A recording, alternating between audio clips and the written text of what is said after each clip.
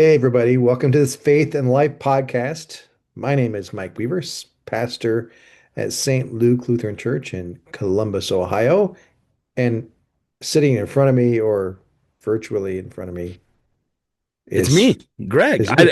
I was like, there was a pause. I'm like, wait, was he introducing me? I don't know. What do I do? What do I do? Yeah. Like we haven't podcasted in 3 weeks. What do I do with Right. my hands? Yeah. Right. Oh, yeah, Greg Osborne, student pastor. yeah. Yeah. But you're not a student. You No, I'm pa- a pastor of the students, if you will. Yes. Yeah, It's good to be back it as is. the year begins. And yeah, I have a question. Love Unless it. you let the question get us started. We now, by the way, before we get to the question, we are going to talk about justice and compassion today. That's the topic. Just a light topic to start the new year, Greg. Yeah, I mean, you know, just, we we like to ease you into the conversation, get you right, back in. Don't want to do right. We're anything just too heavy. right. We're starting the new year with a bunch of 90-mile-an-hour fastballs and a few curveballs to see if we Yeah, can hit them. yeah. So, here's the question: roller skates or roller coasters? Ooh. As in, obviously, which one you prefer? Yes. Oh, roller coasters, hands down. I never could roller skate. I couldn't ice skate. I can never do anything like that. My brother and sister both had roller skates or roller blades, if you will. Uh, when we were kids, I didn't want one. I wanted a skateboard, and I think I used the skateboard like 3 times. Mm, So I'm all about roller coasters. I think A, because I just can't. I never took the time to learn how to skate, and B, it's weird because I feel safer in a roller coaster than I would on rollerblades because I feel like I'm not going like I feel safe. I know things happen but like if you're going to Cedar Point or Kings Island, like there's systems in place to keep you safe. And like we're true. rollerblading, I don't know. So, True. but yeah, so that's where Yeah. I'm at. That's good. That's really good. I had never had this thought before until you just said that last thing about going to Cedar Point. Why don't they have roller skates at Cedar Point? They could have a whole roller skating area. And there are people who would do it, Yeah, people who shouldn't because they're like, back in my day, we used to go to the roller rink. right? Let's let's go to Skate 71. I think they still have that here in Columbus, so you can Do still they? skate if you want. Yeah, But I think that is something that's faded away. So the only people that would want a roller rink at a roller coaster theme park would be people that probably should not be roller skating because if they fall, that's true. That's a good point. they're hurting. Well, yeah, that's back in my day. I mean, we did the roller skating thing, and remember I was supposed to have my like quote unquote first date when I was in fourth grade. My girlfriend then, who I wouldn't call it a girlfriend, whatever. It was a person that we both liked each other. And I remember she asked me to go roller skating on a Sunday, and I couldn't go. And it ended the relationship. You missed your shot. You had one It was over. opportunity there and And yeah, no, I mean it is fascinating because like I think when I was growing up, it was more the ice skating with the chillers and the stuff around Columbus and but it's the same concept. You literally just someone's playing music over speakers and you just go in a motion or in a circle just yeah. around. Hmm. Um and hopefully you don't look like an idiot by like and I always looked like an idiot skating, so I never I I'm with you. I mean, I don't skate well. I can skate. I don't do it well. So if I had to choose between roller skates, roller coasters, I'd say I would choose roller coasters. But then again, roller coasters, it just depends. And I'm not a huge roller coaster fan.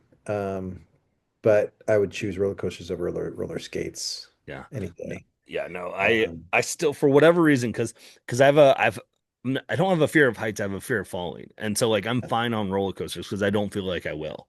yeah, But I yeah, mean, I get it. I get it. So, totally, totally. Well, all right, here's the fastball coming at us. you know, Justice and compassion as we think about the new year. And boy, I think this is a topic that, it never goes away. right. Justice and compassion are all over the scriptures. So it's been part of human societies since the beginning, right? Yeah. This need for justice, this need for compassion. There's a whole understanding of what is biblical justice. Of course, in the United States and every country, you have the justice system, which is not biblical justice. I mean, justice system is one thing. That's a legal thing and necessary and vital, but so is biblical justice. And so the prophets in the Old Testament talk a lot about biblical justice and what that might look like and why what God requires of his people to live justly. So let's dig in the time we have into this topic of justice and compassion. Those are some initial thoughts I have, but any thoughts that you have initially as you think about justice and compassion? Well, I want to kind of maybe we can unpack a little bit more. Yeah. You're mentioning biblical justice and like justice of your government or your society. What do you see as the two? What do you see that like as a difference between those two? Justice and compassion. Or like no, Um, biblical justice and justice like oh, yeah. yeah. I got you. So, like the justice system is going to,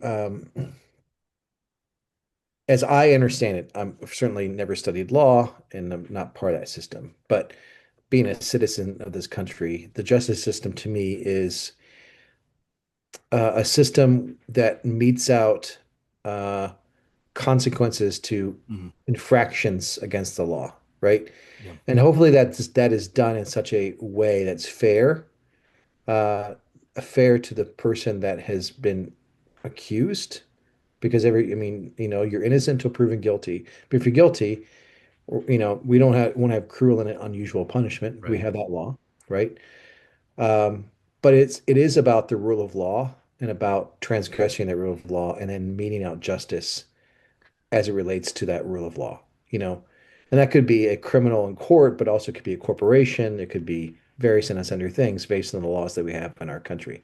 So that's what, as I think about the justice system, Yeah. it's about right and wrong. Right. Um, and biblical justice is about right and wrong, but I think it's much not broader and nuanced, but it is about, creating systems. Hmm. Justice system is its own system, but biblical justice is about creating a system whereby people are feel there's equity, Hmm. there's inclusion, there is accountability, certainly, there is restoration of communities, and so on. That comes down to the creation of laws, and politics, right? Yeah. That's where I think biblical justice then speaks into Yeah. is the creation of laws and the creation of then what how we understand life together. Yeah. That's my thought. Yeah. No, I think that's helpful for the context of the discussion Yeah, today, right? Like where is the viewpoint that we're coming from? Because this has been, like you said, justice and compassion has been around for centuries. Like this isn't a yeah, new thing that we're dealing with, and it's not a thing that's gonna go away. It seems like every week there is stuff that's spiraling this into this even more to have this um conversation. And I think that's to have those distinctions are important because I do think there is, you know, oftentimes our faith gets weaved into the justice of, our society in America and things like that too. And and Jesus even spoke on that at points too of like, let Caesar, let Caesar's be Caesar's and kind of like you do it, just let them deal with that. I'm gonna yeah. focus in on, and I think that's where we start to focus in a little bit more on that biblical law, justice. Absolutely. Yeah. Yeah. Jesus says, yeah, give to Caesar what belongs to Caesar. Yeah. I mean, the taxes, the law of the tax, you got to pay the taxes, Right, right? Just the way this, as you pointed out. Um, but then behind it is, are the taxes just? right. Are they fair? Is that law fair? The whole civil rights movement in the 1960s, 50s, 60s, and it's not gone away, but certainly Martin Luther King Jr. and those leaders is about a justice movement. Mhm. It's about how do we treat a certain portion of our population fairly Right. and equitably, and that's a justice issue. Um, And it's different than compassion. The compassion is within justice, to me, but acts of compassion, acts of mercy, are not necessarily acts of justice. Like I can give money to and I give food to the food bank, which is Mhm. amazing, and we should do that. But I'm not creating a just system by doing that. But I'm just giving money. That's a merciful act. Yeah, And there's elements of compassion in that moment of like giving absolutely. stuff of yours to someone in need, but it's not necessarily changing the system in any way to have a justice. Right, exactly. So to do justice, I mean, Micah 6:8 is the famous quote from the prophet Micah, where God says, "Was God require of us to do justice, love mercy, and walk humbly with our God?" And I've heard Christian leaders say, and rightly so, Christians can raise the flag for loving, do justice, love mercy, right? Mhm. And that's amazing. Do a lot of merciful acts, and that's so vital. But we fall short on doing justice because doing justice is hard work, and it's long work, and it's contentious potentially sometimes because you're creating, you're helping to um, change a system that Yeah, might be unjust, and that's not easy to do, and it takes a long time. yeah, yeah. Yeah, And I think through that, then you get because of the change can take such a long time, you can get frustrated, you can get burnout. You can almost say like, what's the point? Right? Like nothing's gonna change. So what's the point? Like you can add those frustrations then onto it too, which is amplifies it harder to act upon the justice. right, exactly. And I think also there is sometimes within Christian circles this understanding, this thought that Christians, right, and or Christian leaders shouldn't be talking about politics, Mhm. or have political, not have political opinions, but certainly not to share them in that Yeah. way. And I think there's wisdom to that, right? I mean, there's wisdom within certainly Christian leadership to be mindful of saying political things, left or right. But when we think about doing justice is a political thing Right. because it's dealing with the population. And politics is about people and about how we're getting along together as society. And so doing justice, there is a political aspect to it Hmm. based on our own political persuasion, right? Yeah. So Christians will do politics. Yeah. We Well, have to. politics are in everything that we do, right? Like, and you hear that a lot. Like, keep politics out of religion. I have a bunch of comic books. If you see me behind, like, people will say, keep politics out of comics. Like, and they've always been in it. They've always been a part of it. And I think what and I think because, like you said, there's a difference between being involved politically with a movement and stuff, and then maybe necessarily saying like, telling people as a pastoral leadership role of like this is, who you should vote for, vice versa, blah blah blah. Like, but I do think there is that those acts of justice, and I think it's a good reminder for us when we hear something and we kind of go in our mind like, man, we need to keep politics out of whatever space we're in, whether it's our friendships, whether it's our churches, whether it's, whatever. I've heard it, I've said it probably in my own mind of like, can we just keep politics out of this? And I think the question that we have to then ask ourselves is, do we really want politics out of said situation? Or do we just not want to talk about politics that we don't agree with? I think Yeah. that is where we see that sometimes of like when it's because I feel like if there's politics that we agree with that are being talked about in the church or vice versa in our friend groups or in a workplace, we probably aren't going to necessarily jump up as much and be like, no, let's not, because we're not like it doesn't rub us the wrong way, right? It doesn't push us, and so I think there's a mindfulness for us too of going, what's my thought behind this? And I think, saying what I say or something, because I think that then allows us to get to what the real root of it is. And so if there is a politic aspect of it for a justice movement, maybe there's a reason we have. And so we should look at that and maybe separate our own thoughts on something so we can look at the core issue. Yeah, and I think that's a really astute insight. Like, it's more about my disagreement with it. That's why I want to shut the conversation down. That's Right. exactly right.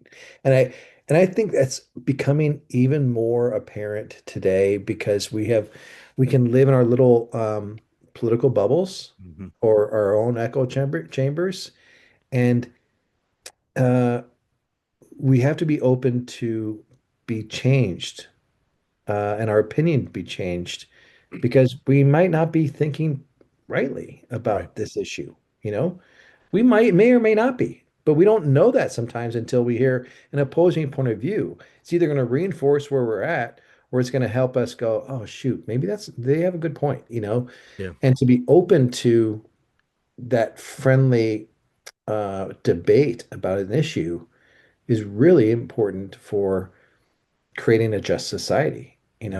know, because it's not about, yeah, I mean, I was going to say it's not about the one with most power can make all the laws or the loudest voices. It's the shared voices that create a conversation toward a just future for all of us. Yeah. I think that's where we need to be. Yeah, I mean, because you have to talk about things. You have to have be in conversation. Reading as a parent, I'm reading parenting books all the time, and they're like, have these crucial conversations with your kid because if you're not having these conversations, someone else is. About sex, drugs, all this life.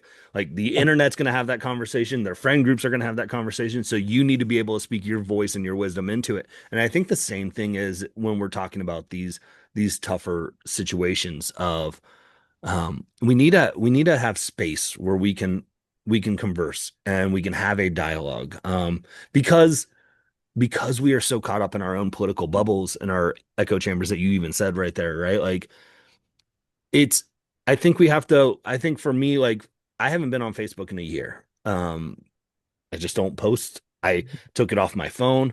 And so if you've ever been trying to message me, I try to check it every once in a while just to like, oh, but I don't because it was getting too much of this political debates with people that I care near and dear about. And it's not that I don't want to engage in those conversations. I just feel like Facebook is not a place to do it because Yeah. you're engaging with people that you don't have. You might be in talking with your friends, but then someone else's friend's going to hop in and they're going to have an opinion. And so then you're debating people that you have no relationship with, no connection. And so it sets up this barrier and wall that then just hardens our hearts even more so, I think. And so, like, I think for us, it's an important reminder too it's okay to have these conversations, but save space for it in an appropriate setting.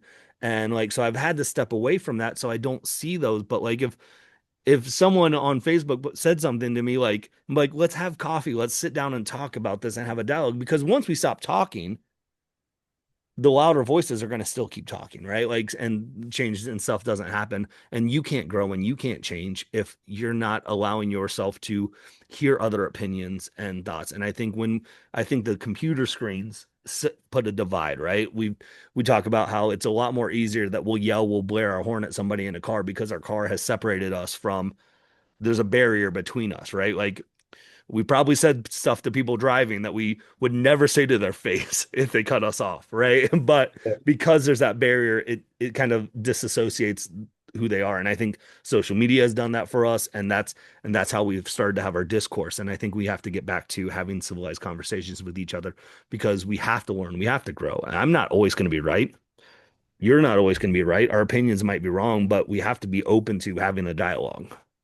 Yeah, and I think within that openness of dialogue, I think is a humility Mhm. approaching each other to say, look, I'm looking at it one particular way, this issue.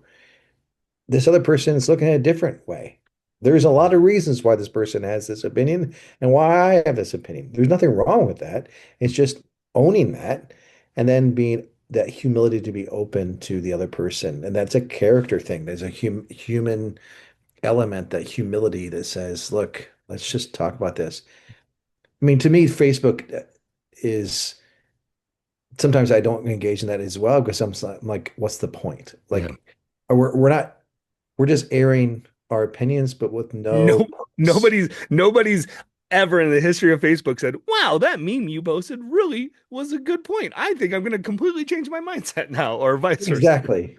Exactly. And look, politicians in the do not create laws based on Facebook conversations they have with each other. They don't. They sit down in the same room and they have a conversation with each other. And that's could be there could be heated conversation, it could be pointed, it could be, but there's a let's figure this out together. Let's hammer this thing out and create a just law that is fair. Yeah. Uh, You mentioned humility, and I think that's a key thing too, right? We have to we have to be okay at a point to say I might be wrong. One of the Pastor Steve, one of the greatest things that like I've heard him, and you probably heard him talk about this at one point. He had a pastor that he worked with that was near and dear to him that like they disagreed politically. And at points when they'd always kind of start their conversation, the one pastor would be like, "Look, I know we're disagreeing on this, but like if I'm wrong, I hope God forgives me in this moment, right?" Like, and so it opens that door of there's a humility of like, I don't think I'm wrong, but I could be, and if I am, I hope God forgives me in that mindset. And I think that lessons of like it puts a value on the person that you're having a conversation with. Like you're not saying like, and I think there's a wisdom in that for us to our society doesn't teach us to be humble, right? right. It doesn't it humbleness is not praised in our society. And so to say like to be okay to say I might be wrong is really hard for us to do. Yeah, absolutely. And I think that, and if we think about circle back around this whole idea of doing justice from Mm, God's point of view, like there's a humility in that because what God cares about, and this is what God cares about throughout the scriptures, and what the prophets kept railing the people of Israel about, and all of us, is how we treat the powerless, you know, the widow, the orphan, and the alien, right? And that's what God's concern is. And God's concern is doing justice on behalf of those who have no voice and who are powerless and who are being oppressed.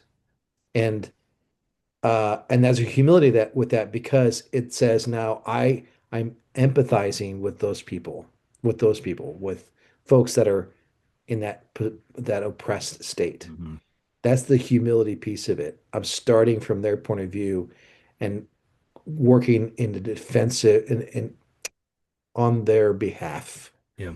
so that they have a voice and they have find freedom and they find whatever they need to thrive in this world. And so I think it's always to me, I'm grateful that God has laid his heart out with saying, focus here. If we can focus on the powerless and the oppressed and doing justice on their behalf, we're going to do well Mhm, as a society.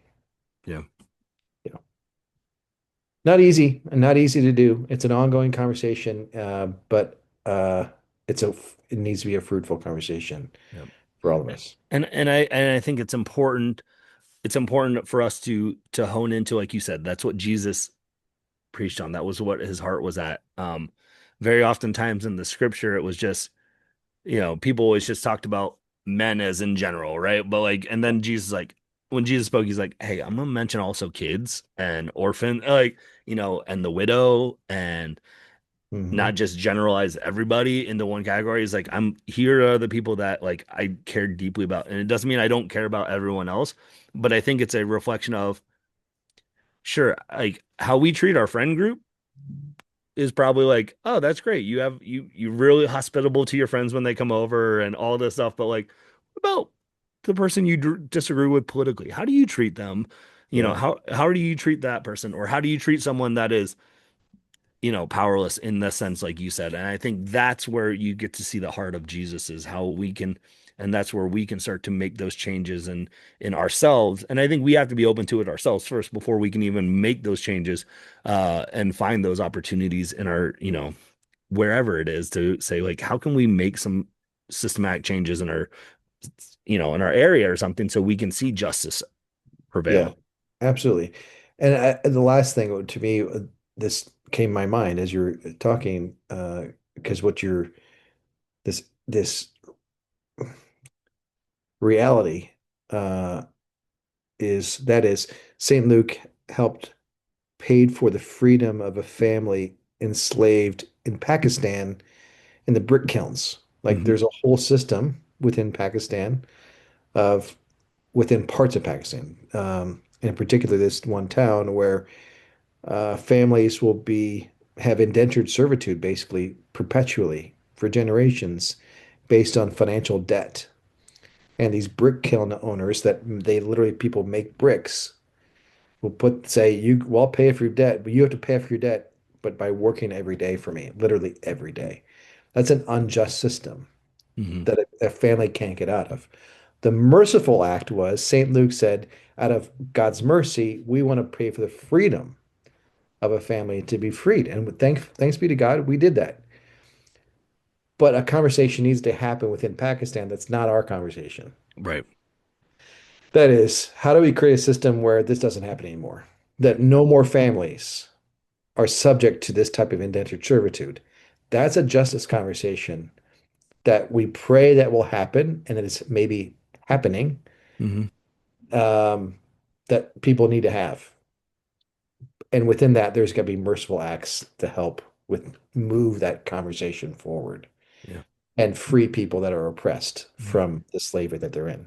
Yeah. So, And I think it's important of we look for opportunities to that we can have these conversations. And yeah, we're having these conversations now, like with people and staff of how do we help the homeless population that are on our street that our church is on, right? Like yeah, I think sometimes when we hear the story of Pakistan, as inspiring as it is, because our church was able to change a family's life, which right. is amazing. I think sometimes we can almost distance it from us of like, okay, that's nice, but that's in Pakistan. We can't change their justice system. Okay, well, who are the powerless and oppressed in our society Yeah. who are on our streets?